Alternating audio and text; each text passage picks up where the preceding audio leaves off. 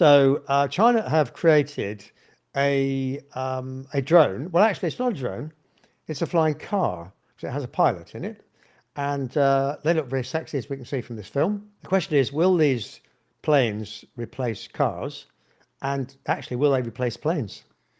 Well, how much were they? Because I seem to remember there was a bit of debate about how much they thought these were going to cost. Well, one film says $15,000. You have to go, well, that's a bit cheap, isn't it?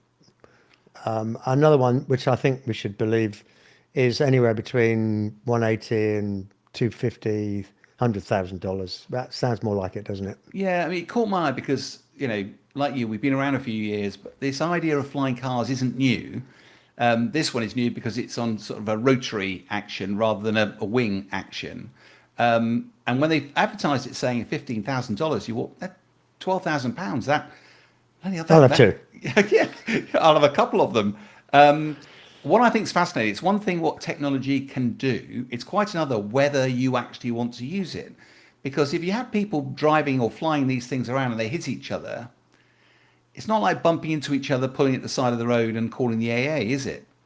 You're going to fall out the sky and everybody's going to die. The way they're flying around, they're not flying high enough to have a parachute deployed. And if you did, it would be a lot heavier. So, what are the regulations going to be around how you stop people being mischievous with these things? Yeah. And it feels like you needed some sort of pilot's license, probably because you are flying. Okay, it's very low. What are going to be the regulations around doing that? Because I, like you, when I saw this video, I thought that it looks fantastic. I want one. But actually, it worries me about how the safety, how the security is actually going to be managed around those. Well, I bet there's some sort of avoidance software inside the device. Secondly, apparently you have to go on a 6-month course.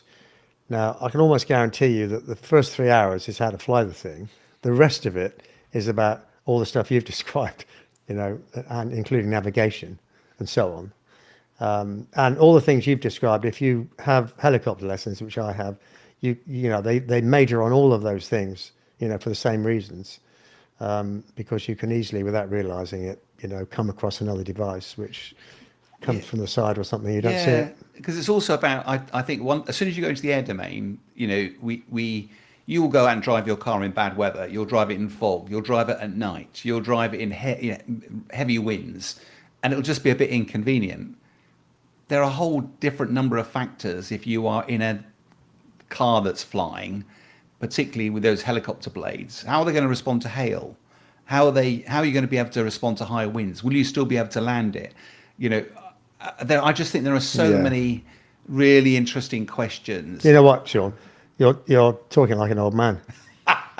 because because I guarantee you all of those problems will be solved through technology, clever software. I'm sure you're I right. mean, there will be accidents, but there'll be different sort of No, accidents. I'm sure you're right. And the bottom line is both of us saw it and went, that looks It's cool. very, very sexy. That's I'd right. like a little bit of Yes, that. definitely. Absolutely. Yeah.